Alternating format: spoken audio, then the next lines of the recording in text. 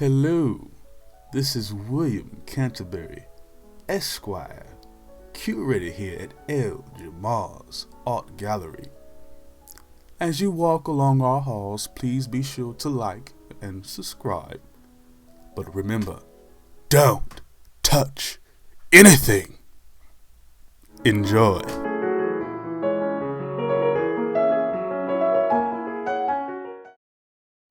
Alright, so we starting off with this. Christian's least favorite dinner? Yeah, I guess so. Of course, this is The Last Supper. Of course, painted by Leonardo da Vinci, one of the most well-known painters ever, right? Of course. Now, this is depicting Matthew 26:33. This is where Jesus pretty much, predicts that he's going to be turned on by your boy Judas. And need I say one thing? Let me say one thing here. Jesus / Yeshua is a really, I don't know. I mean, that's a real one right there. Because honestly, I don't think I'd be able to fuck with Judas and have him at my party. I'm just saying. And we might have to catch fade. That's a really extraordinary man to have that man at that dinner with them. And then you can see in the painting, the dude got a knife in his back, like right at Judas's back. Like he could have ended him right there. Now that's interesting. That's the story of how they depict Jesus in the Bible, aka Yeshua, is they have him, that to me, that's some really strong restraint. I don't see too many people that let snitches live. So this was monumental, I think. But as far as the painting is concerned, it was commissioned in the 15th century, around 1498. Now, again, because of its region and just because of the history surrounding this region, this being Italy and everything like that, so much history, you've had to have so many different restorations done to this due to physical damage, due to environmental damage, things of that nature. It was being, part of it was destroyed. I believe in some type of fire, some type of wars and stuff like that. So the painting itself goes back a pretty long way. Also, with this, in time in history, time progresses. What I liked about it was, black folks' interpretation of this painting. Now, mind you, I had already kind of heard the story of The Last Supper. I know I've had people read it to me at this point in time, but my first ever painting or image of this painting was this version here with some brothers and Christ. And the reason why this image and this was important to me, because it honestly, even from the inception of me looking at it, it gave me so many questions and ignited so much curiosity about at least ethnicity or history, and even just again at an even younger age. And I love how people, I don't care what culture or ethnicity, again, gets a hold of something. I love seeing how they interpret these things. You see in this version, we got brothers with dreads, brothers with fros, and they got they stuff together. Their hair looking a lot different, and the way that they carry themselves is a lot different. So you get to see that. But again, Jesus / Yeshua, he's a real one. Again, I can't think of too many dudes in this modern day and age letting this snitch sit with them at the table, despite what was going on. Like I said, me myself, we probably have to run fade. Honestly, I'll be real with you. I might even be super depressed. Like, they gonna kill me, man. I don't feel like doing nothing. Don't none of y'all bother me. Like, I'm gonna be trying to find ways to escape. Like, I ain't trying to get murdered. I don't care. I don't care about what none of y'all talking about. But yeah, The Last Supper, again, and one question that I did want to, kind of bring up is, after, we kind of found out some more history about the players and these historical texts or, religious texts like the Bible, we get different accounts of what, Christ and the people around these areas look like. We have to ask ourselves, why was it ever told to us or shown to us differently? Now, just a little bit of history in terms of Jesus or Christ and those depictions and where this name even came from, particularly since we are in the month of his birthday. You know, he himself, the name Jesus Christ comes from the Catholic Church itself. Again, Jesus being an Aramaic name, it's supposed to be a translation of his original Hebrew name because, again, he spoke Hebrew. There was no letter J in his language until a certain point in time. So his name was Yeshua. So Christ, and also Christ, the name Christ is, comes from the Greek word Christos. So he has an Aramaic first name and a Greek last name. Two distinctly different cultures than what we are told he even looks like or could be a part of. We know this, right? He's supposed to be from, what we would consider to be Israel or in those areas, right? That's far different than Aramaic and, Greek. I'm just saying, that's just the way that it is. So we have to wonder, why are we ever given these different images in the first place? Just a little food for thought.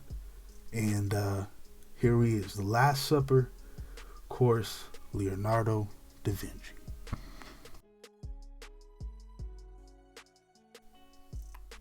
Ooh, yeah, this is the plainest woman I have ever seen. Now, I don't think ugly is the right word to describe it. There's a word that's used for people, I guess, that aren't super attractive but aren't necessarily ugly either. I guess you could define me as that if you wanted to. I think the word is homely or homey. This has got to be the plainest woman I have ever seen in my life. Now, however, this no eyebrow having woman actually did exist.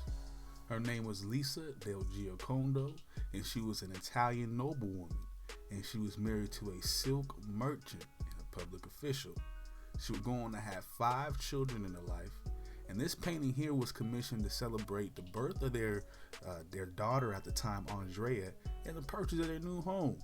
So, for what it's worth, the man that she was married to seemed to love her a lot. She seemed to be a good wife. And this is pretty much what these type of paintings were meant to symbolize back in those days. And again, this was done by, again, Mr. Da Vinci. And it was pretty much to establish, I guess the matriarchy of the household as well, and try to showcase that, because I believe the Mona Lisa title was again given to certain women of a certain stature, not necessarily in terms of course these were well-to-do women, the wives of these noblemen and stuff like that, but they seem to respect their role within the household and really be grateful of their role, and at least in this time of history. And having these paintings done for them, having even purchasing homes to commemorate the birth of the child, these were all things that kind of showcase that these women were to be well respected as well. She is a good, caring wife, a loving, faithful wife, and a good mother.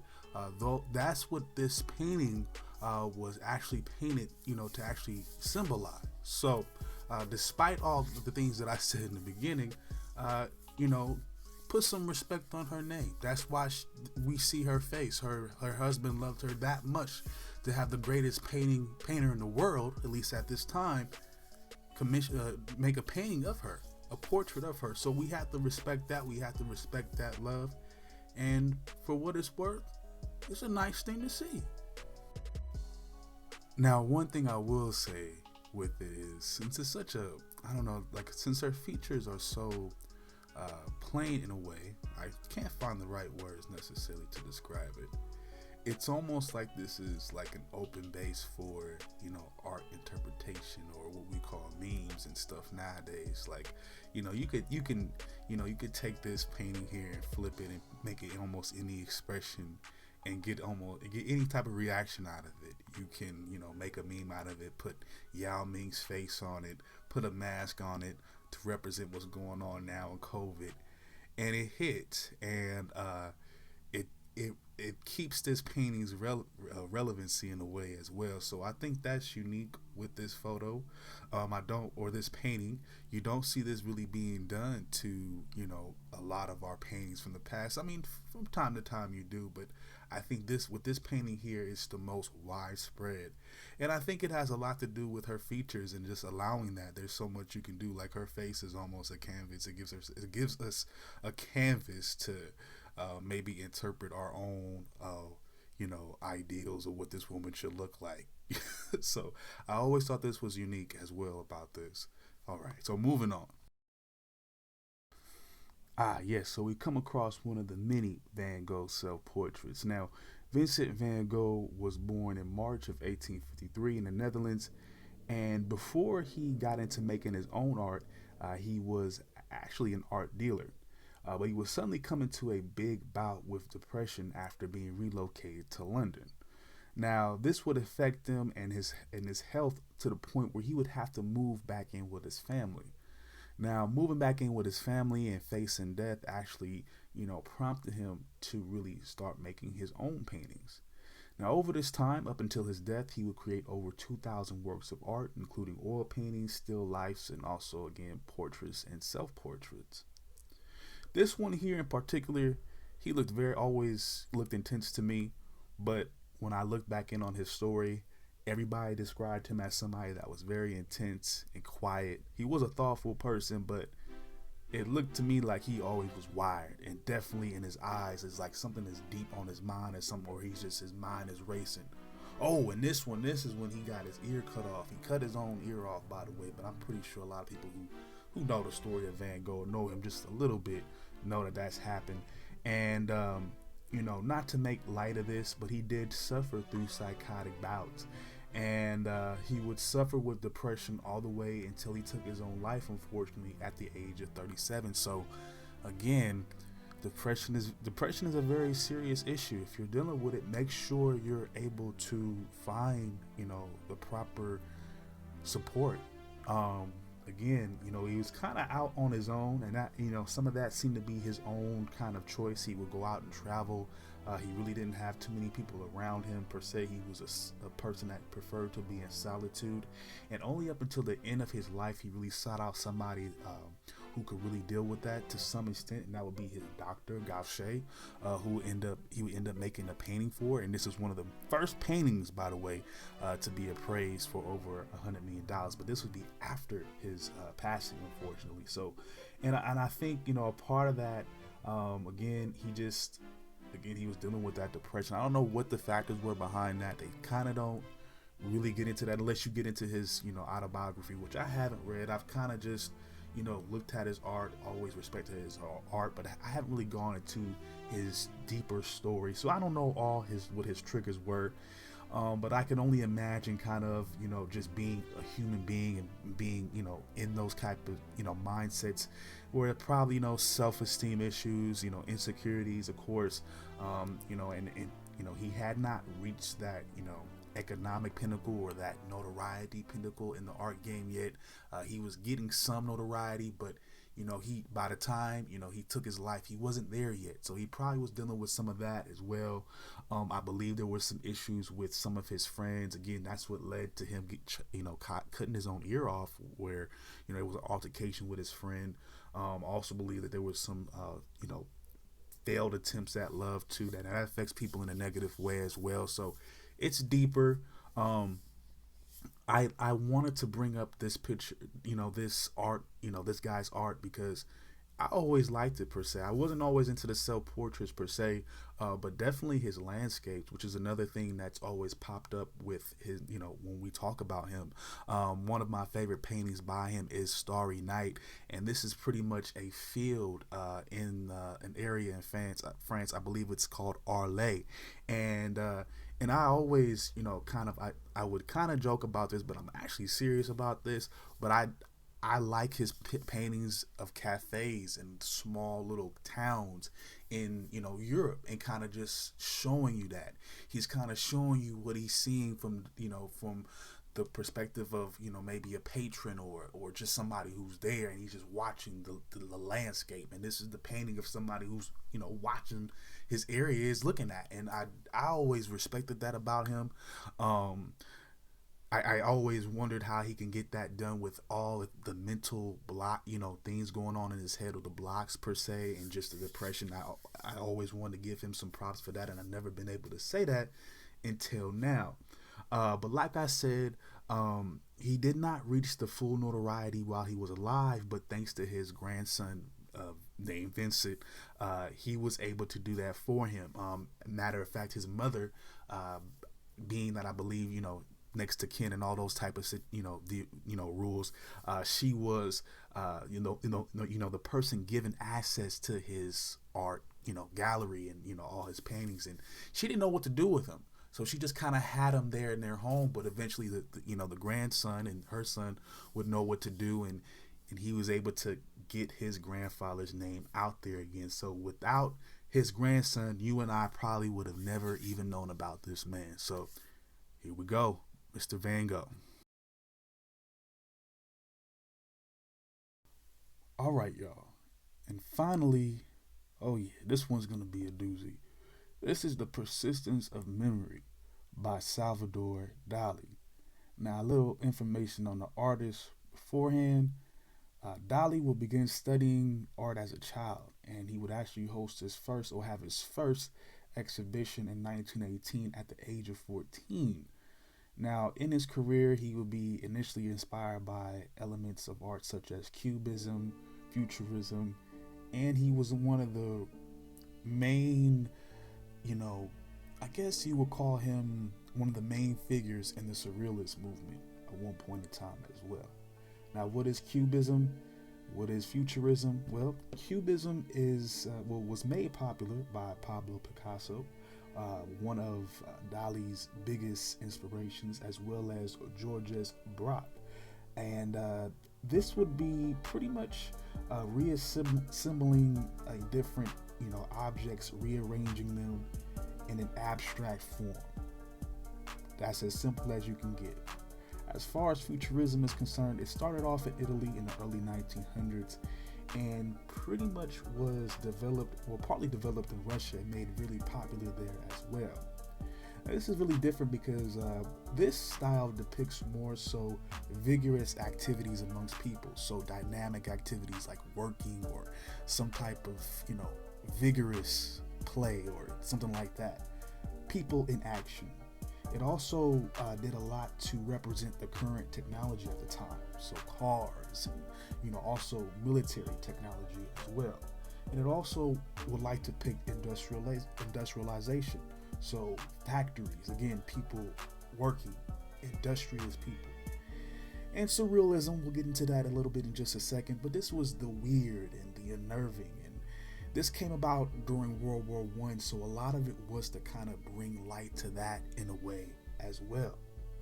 Now, outside of the paintings, Dali's portfolio consisted of graphic arts, film, sculptures, design, and also photography. He was also into writing, which consisted of fiction, poetry, and autobiography, and essays, and, you know, a lot of critiques as well, whether it be about art or society in general. Again, known for its heavy surrealism in his art, as you can see here, dreamlike sequences, and also he had he also liked to showcase a lot of sexuality. There's been a lot said that, you know, another one of his, you know, non-art references or muses or influences was actually Sigmund Freud. Sigmund Freud would go on to say, yeah, he's way too eccentric for me, pretty much. But again, he was into sexual, you know, just the act of sex. And there was also some, expression of, you know, certain people looking back on him saying maybe he was frustrated about sex or relationships in general. And to some extent, his art is supposed to show that. I haven't seen all his art. He does have a very uniquely titled painting. I believe it's called The Grand Masturbator. So there you go. But again, surrealism, again, back to the dreamlike sequences as well, distorted bodies, all type of stuff. And then also Dali was really influential in the fact that he developed the paranoid critical method. Now this would consist of invoking a paranoid state on that of the viewer. Now this would be a fear that the self is being manipulated or targeted by others. Now a key tenet to this style, as stated by Andre Brennan, a fellow surrealist, he would go on to say the object began being thought of as not just a fixed internal object, but also as an extension of our subjective self. And this is also coming from the words of Dali himself about surrealism. The spontaneous method of irrational knowledge based on critical and systematic objectivity of the associations and interpretations of delirious phenomenon. Yeah, that is a very complicated answer to say the least, but that is your boy. But I kind of took it as saying it's almost how you almost interpret it and how it makes you feel in the type of feelings it gives to you. Now, again, this the object on discussion at the moment, of course, the Persistence of Memory will be dropped in 1931, and it was unveiled at the Pierre Hole Gallery. Now, again, many reads on this painting would say it rejects the concept of time. The concept of time being rigid or determinate, meaning, time is real, for example, kind of.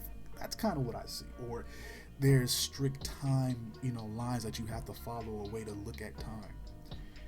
And again, going back to both, Dali's quote about surrealism itself by, pretty much, it being a spontaneous method of how we pretty much are going to come up with our own type of feelings about this anyways. And also kind of going back to what Britton said about, this being an extension of yourself, the objects being seen are extension of yourself. I kind of, and this is what I feel about art. Again, I feel like these guys are pretty much telling you however you feel. Again, however you feel is what you feel, and that's what it is to you. And taking that from these guys, I don't think it necessarily rejects the concept of time itself or how it's important or how you have to be on time or anything like that. I personally get the feeling of wasted time. If we look at the clocks themselves, they seem to be in a very, they're melting almost. Like they're going away, they're languid. They're languishing. It's almost like they're dying. Time is dying. Time, you're losing time almost. And again, speaking back to that essence of them wanting to kind of put you in a state. Coming from somebody who's experienced a lack of action in his life, at least on his own personal effort, and trying to put himself out there and really, do things. Looking at a painting like that now shows me or puts me in the mindset of you gotta get on it because time is going, literally dying on you. And at one point when it's all said and done, you're going to die. So again, yes, time is not necessarily relative per se. We don't have to be so adamant about being on time, but you have to be doing something and working towards that as well. Because it seems like the clocks are just they're just lazy. You're not doing anything. They're laying there. You're not using your time wisely. So again, it's just laying all about. It's melting away in front of your very face. Now again, this is based on what I feel that they're encouraging you to do, based on this painting. And again, just my own personal feelings about it in the first place. And again, about art, I feel like this is all subjective. Every single painting is subjective. Whether it be The Last Supper, whether it be the Mona Lisa, whether it be Van Gogh, you're gonna see something different. Whether it's this picture here with these clocks, you're gonna see something different. You're gonna feel something different than the next person, man or woman, kid or whatever. Because as a kid, I used to kind of laugh at this painting. It always seemed kind of weird, but it was like, oh, it looked to be silly to me. But again, going through stuff and as an adult and as a younger adult, as a you know teenager in the late teenager and early 20s, you kind of go through things and you kind of see the consequences and how things play out. Again, I see time wasting. Not so much time not being important, but not using the time to your own personal development or improvement. I think that's more important. And again, it all comes down to how you personally see it. All right, y'all, this was pretty fun. If you enjoyed it, please leave a like. Please be sure to subscribe. All that of that nature. And if you even are even more intrigued by what I have to say about this kind of stuff, don't be afraid in the comments or on my social media and under construction Facebook to let me know or give me suggestions on what you might want to hear about. All right, y'all. You know what this is. This is your man ElJamah. I'm signing out for now, but of course, I'll be reconnecting with all y'all soon. Peace out. I love y'all.